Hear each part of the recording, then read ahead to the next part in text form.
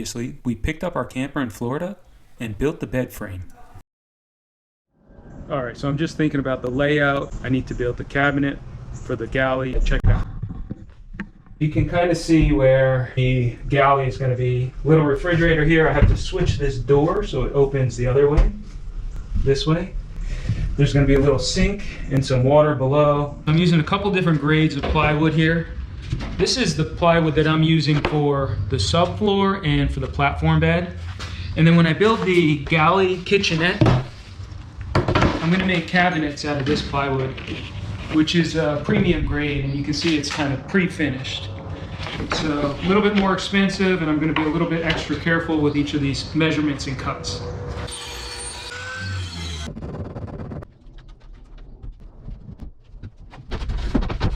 Okay, so I have a little bit of a disappointment here.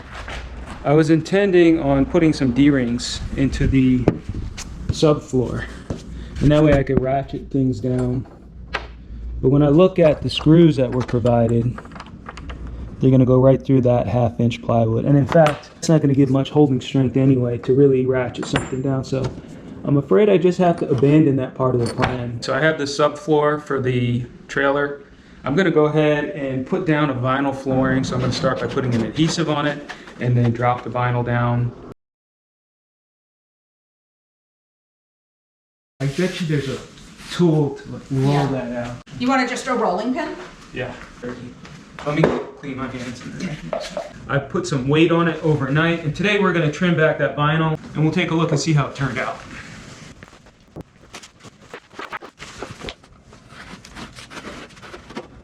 Okay, for these little cutouts, we just got to trim.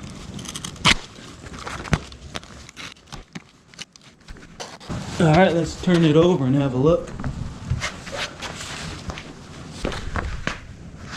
That looks good. So my supplies to put up these window treatments include command strips, lightweight curtain rods, and blackout curtains.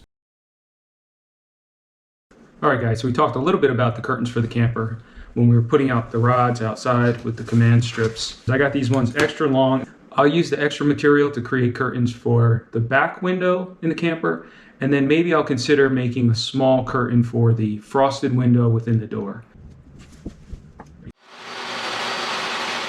I'm just beginning to imagine how this cabinet is going to go together with the piece of plywood that we just cut. I have it 19 inches deep because I have this sink, which is I think 15 by 12, and then I'm going to need room for a faucet. I got to think about now the size of the appliances that I'm going to use. So for example, I have a refrigerator that's 16 inches wide. I want to put an inch on either side of that so it can breathe. So I'm going to make an opening that's 18 inches wide here in the facing of the cabinet. Making some good progress. I don't necessarily have the right tools for this, which means the cuts are not precise. I'm just going to keep moving forward here.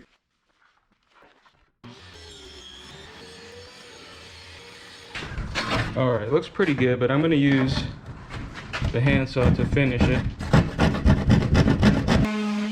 Starting day 3 here. I'm super proud of the progress so far. Spent a lot of time cutting out the front. I'm going to start to put it together now. Check this out. We have pocket screw holes. And we're going to put it together with 3/4 inch screws. Ava, can you help Daddy? Why not just screw them like that? It goes the same height, right? Yeah. All right, let's give it a shot. It doesn't feel secure over at the No, top. it doesn't. It does not.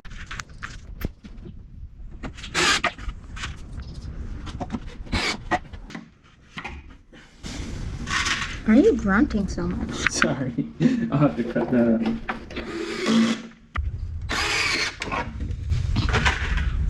And the screws aren't showing through? Yay.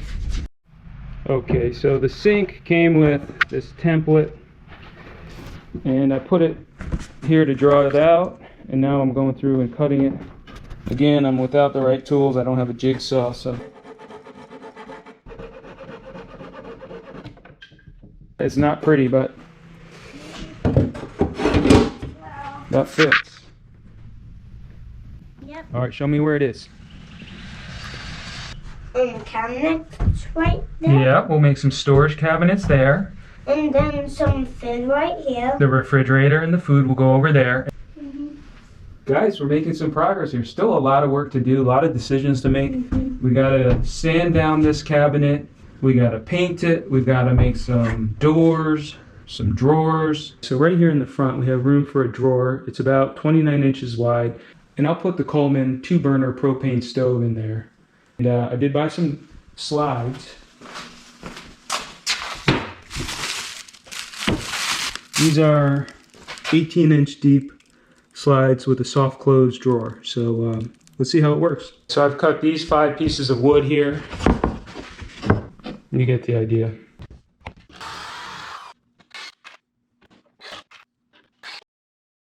So the primary reason I created a subfloor was so that I could secure the galley without drilling into the camper. So it doesn't tip over during transportation.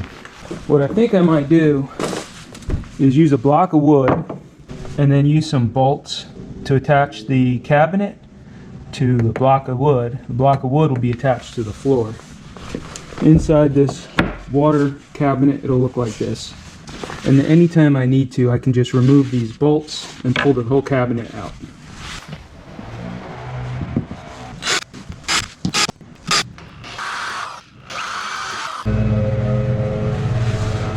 Everything's notched out, so this isn't going to move, and also the bed isn't going to move. Yeah, feeling really good about all this. My only concern now is the weight.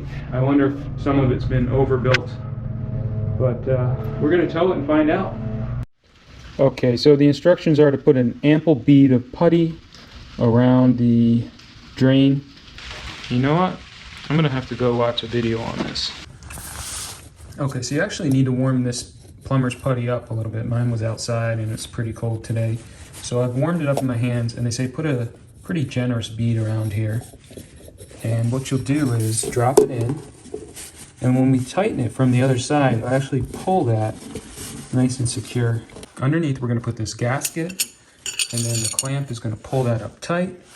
Okay, so here comes our gasket.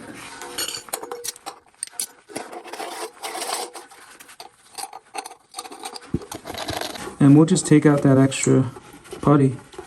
Okay, so I want to make a hole here for the faucet. Daddy? Yeah.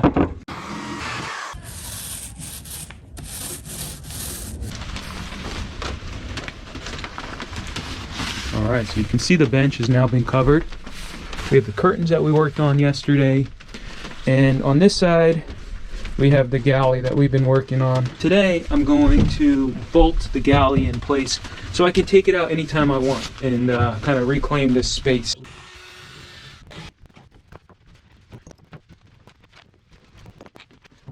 I almost forgot I was going to put a laminate on top of this so it's a little bit more durable.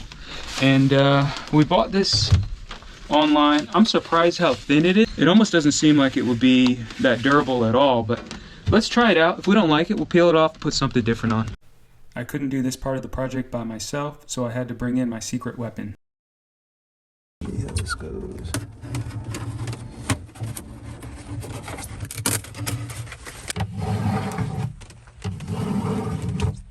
Okay, so I just ran a bead of caulk around the sink. I'm going to drop it into the camper, and then we'll let it squeeze out, dry overnight, and then we'll cut away the rest with an X-Acto blade tomorrow. I'll send it down the hole into our water, hook the faucet up. That makes a good tight seal to pull water. Yeah.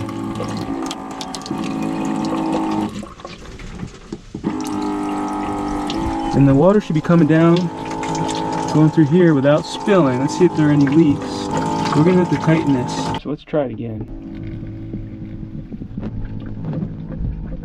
Success. We are making great progress, but make sure to come back for the next episode when we go through the electrical work.